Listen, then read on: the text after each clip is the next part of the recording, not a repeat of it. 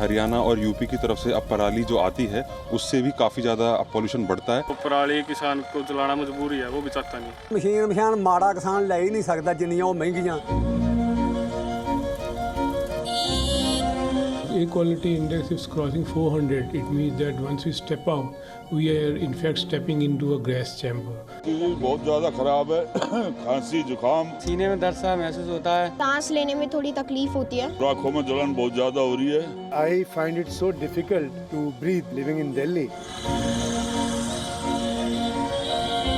We are seeing an increasing number of patients coming to the OPD, to the emergency with respiratory problems, breathing difficulty. It's not a problem that can be solved just within a few days or few months, but some drastic step has to be taken.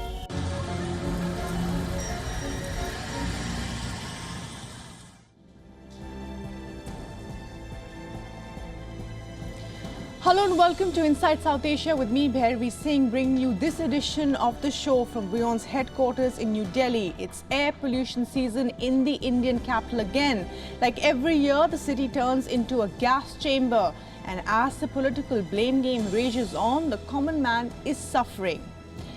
Well, the city has already shut all schools, stopped construction activities. There's little real respite in sight though.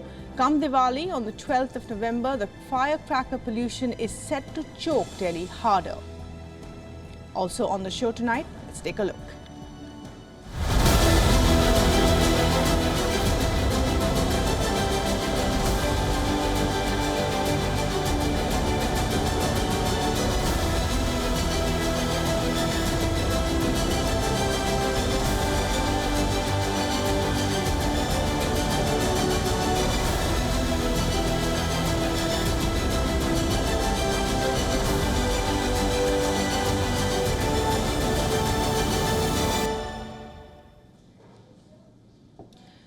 Well, our top story, a country that has been called a haven for terrorists for years has seen a major uptick of terror attacks on its soil.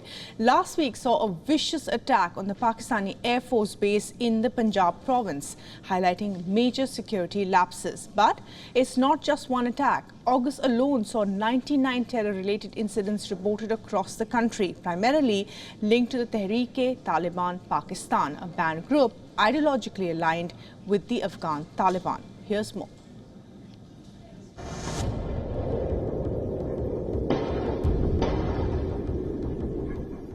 The wee hours of the 4th of November it was.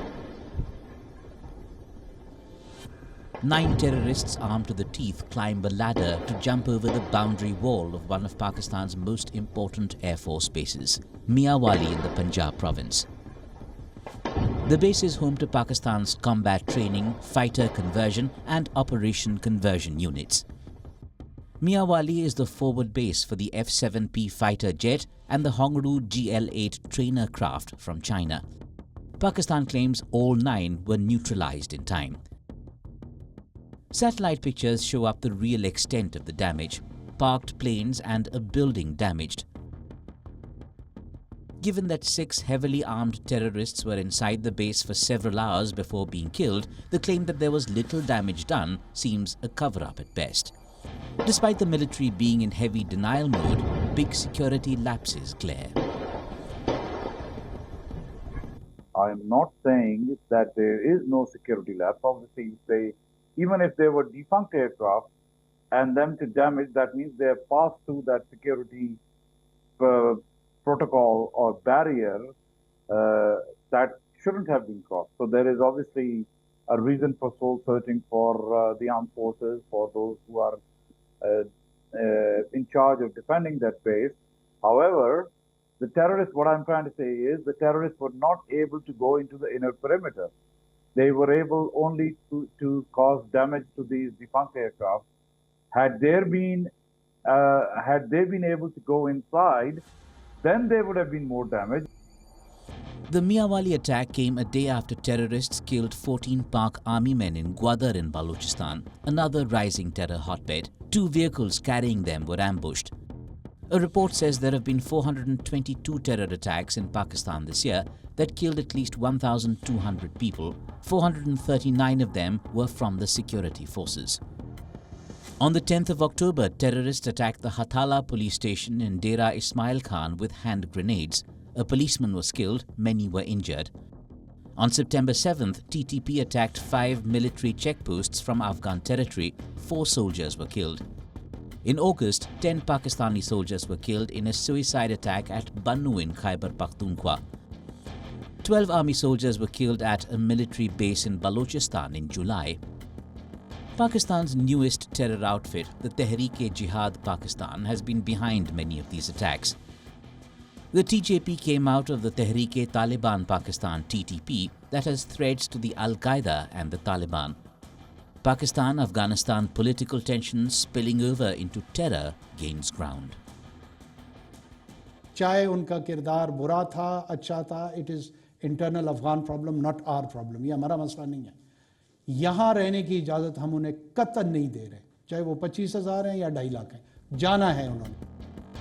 In May this year, rampaging mobs had set ablaze a preserved Chinese Shenyang F-6 plane at the same Miawali airbase that was attacked last week.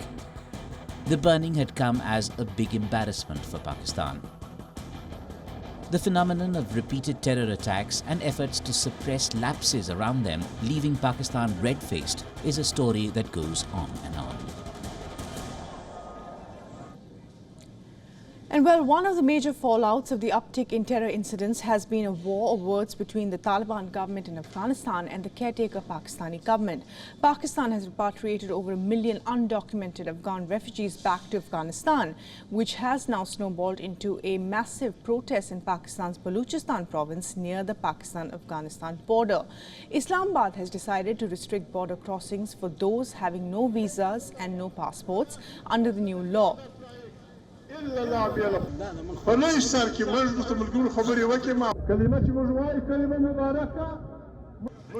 And all Afghan nationals entering Pakistan will need to show a valid passport and visa. This replaces the previous special travel permit. Perhaps the worst hit will be tribesmen in southern Afghanistan who cross the border frequently for work or for family visits. They use a local document called the Tazkira. Many Afghans who fear persecution if they return to Afghanistan have gone into hiding in Pakistan to avoid being detected by law enforcement agencies following a government policy to expel undocumented foreigners.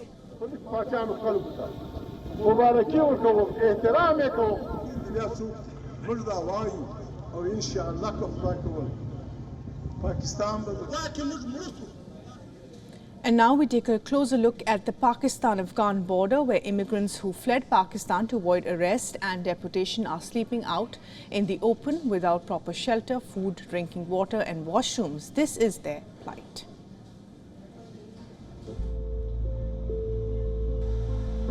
Trucks carrying Afghan families deported from Pakistan arrive at a makeshift camp at the Torkham border on the Afghan side. No land, no home, just the open sky. This is the story of thousands of Afghan refugees who've been forcibly returned to their country since the 1st of November. More than 200,000 people have crossed over from Pakistan into Afghanistan over the last month.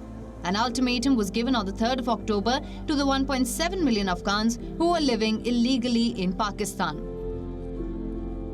Many of the migrants fled Afghanistan during the decades of armed conflict since the late 1970s and later due to Taliban's Kabul takeover in 2021.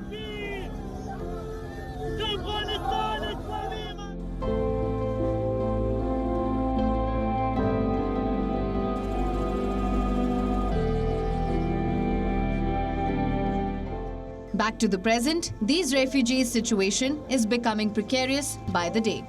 Islamabad says most Afghans have left voluntarily, but Kabul insists the majority have been forcibly repatriated. They didn't kill us, but they did everything else. May God never make me go back there for the rest of my life. I don't want to see Pakistan ever again. Scrambling to cope with the sudden influx, the Taliban-run administration in Afghanistan said temporary transit camps had been set up and food and medical assistance would be provided. But relief agencies reported dire conditions across the border.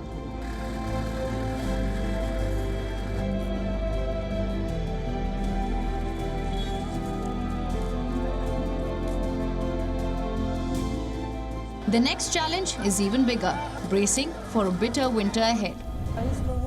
These people are being very cruel to us. If they had given us 4 or 5 months more, we could have spent the winter here, then God willing, we would have gone back to our country. Kayal Muhammad and his wife Wahida Muhammad lived in the northwest Pakistani city of Peshawar for 17 years. They, along with their 5 children, were deported. They weren't allowed to take any of their household belongings with them. We have been here for the last 5 nights and there is no one to help us. We have already spent the little we had. My children are sick from the cold. We don't know what to do. I'm crying because I'm cold. Last night was very cold and we didn't have anything to sleep with. No mattresses, no blankets, nothing. No pillows. We have nothing.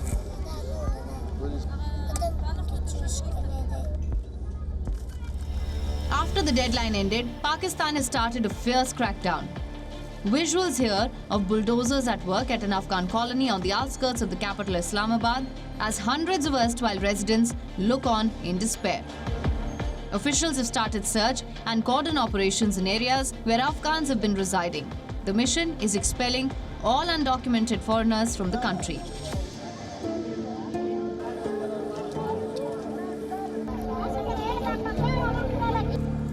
For thousands of Afghans, this is no longer home. The future is shrouded in an uncertain darkness.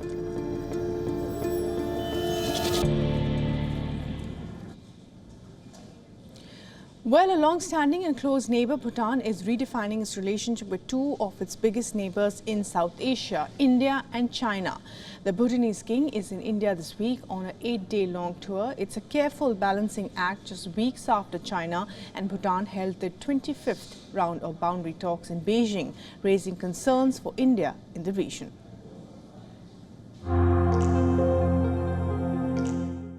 On an 8-day visit to India, Bhutan's King Jingme Kesa Namgyal Wangchuk was received at the airport by the Foreign Minister S. Jaishankar himself. Evidence of the importance New Delhi is according this visit by its tiny neighbor whose strategic value is far greater.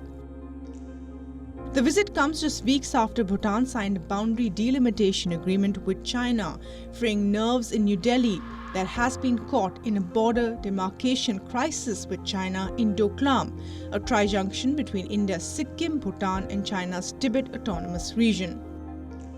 As India becomes aware of Bhutan's changing dynamic with China, it ensured that the king's visit was heavy on deliverables.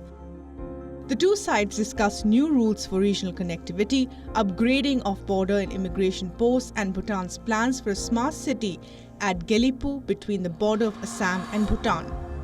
And even though the joint statement of comments by India and Bhutan did not mention India's concerns over Bhutan's new relationship with China, but the Ministry of External Affairs said the entire gamut of bilateral and regional issues were discussed.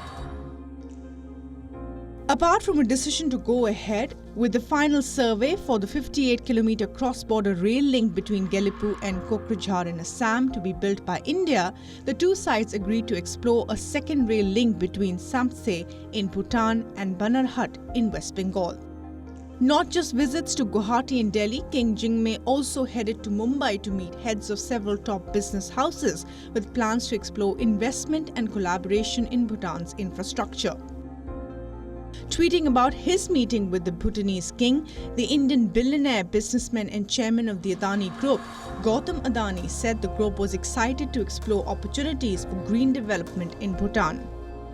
India has for decades remained Bhutan's economic mainstay with tourist trade and a range of investments that include major hydroelectric projects, which permits Bhutan to export surplus power back to India. Last month, Bhutan and China held the 25th round of border talks in Beijing after a gap of 7 years. The talks were halted after the Doklam standoff of 2017. But after the latest round of talks, Bhutan has said it was sincerely seeking a quick settlement of the border dispute and establishing diplomatic relations with China at the earliest possible. While India looks at the latest developments with caution, China will be looking at it as a major diplomatic coup as China eyes a foothold in the Himalayan kingdom.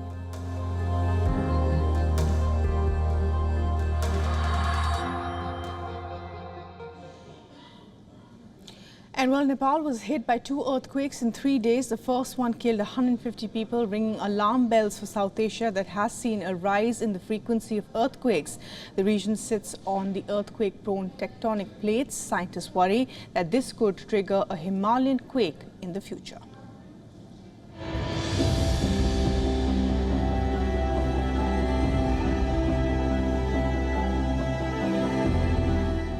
The brutal aftermath of the 5.6 magnitude quake that hit northwestern Nepal on the 3rd of November.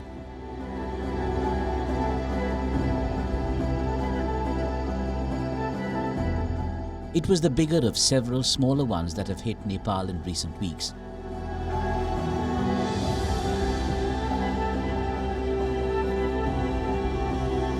"157 people are reported killed in this one, even as relief efforts continue.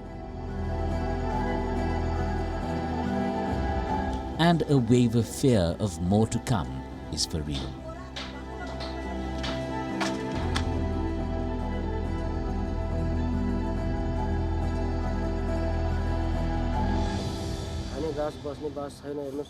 There is no food to eat and no shelter to stay in. Other people are staying outside in the open. We have to stay in this cold. The local government should help. We are hopeful of getting some help. Houses have been destroyed and people have been killed. Some 11 or 12 people have died right here.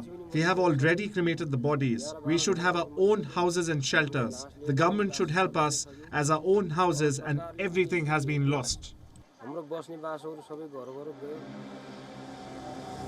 Experts say continuing seismic activity in the Himalayan region is not unusual, and that beyond providing medical relief and aid to victims, governments will have to focus on preparing for the next one, which may not be too far away. So we have to be aware that that will be a seismic area forever. So we know that there will be earthquakes like the Nepal 2015 earthquake again, which was 1,000 more energetic than the last one of a few days ago. So we have to be prepared for the next ones. So we need to spread out the culture to build our houses more efficiently.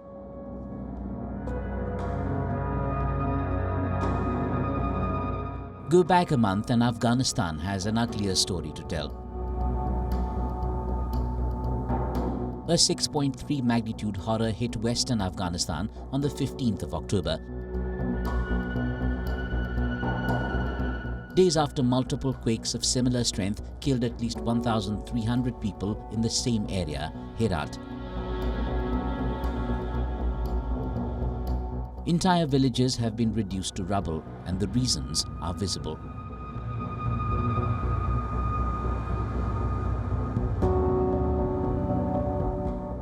Afghanistan, Pakistan, Nepal, India, Bangladesh.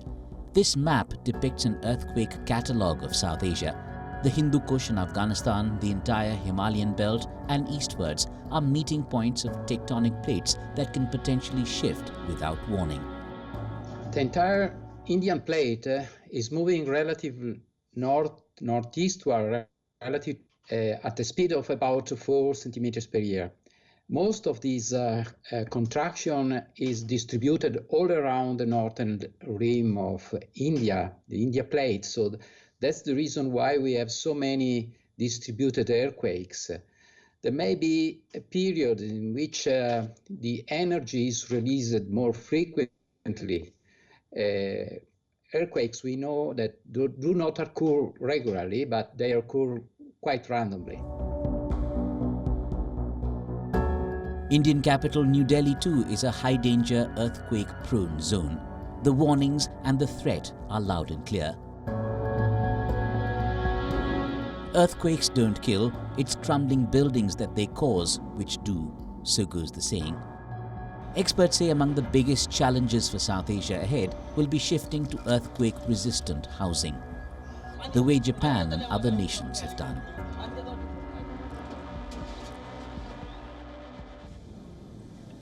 Well, Well, news now from Bangladesh, where another protester was killed in clashes with the police, the third such death since protests erupted last week. Thousands of garment industry workers are on strike demanding better conditions. Take a look.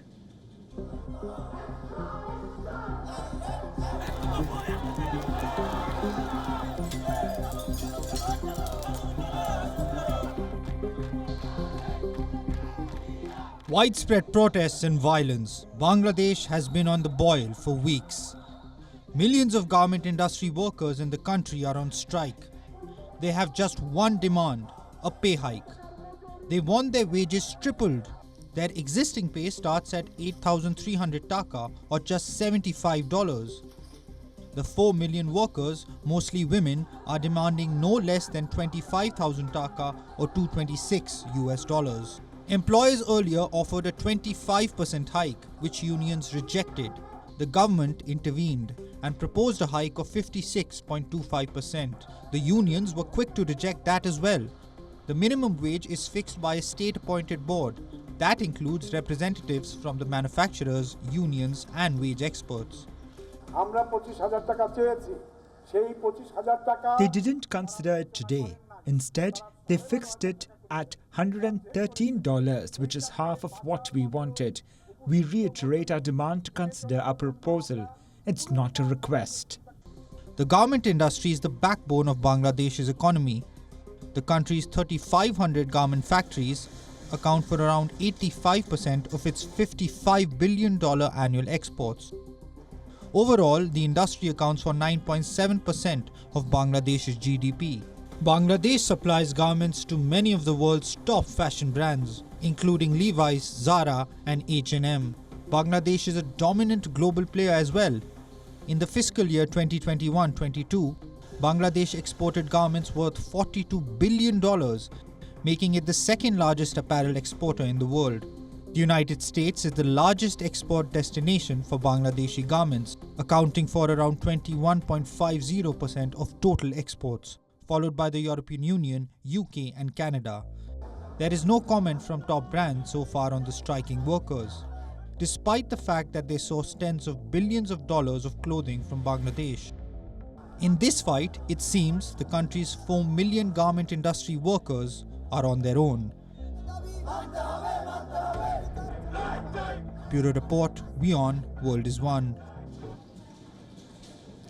Well, that's all we have time for in this edition of the show tonight. India is celebrating Diwali this weekend. Lights and fervour all around. Have a happy and safe festive season. Thanks for watching.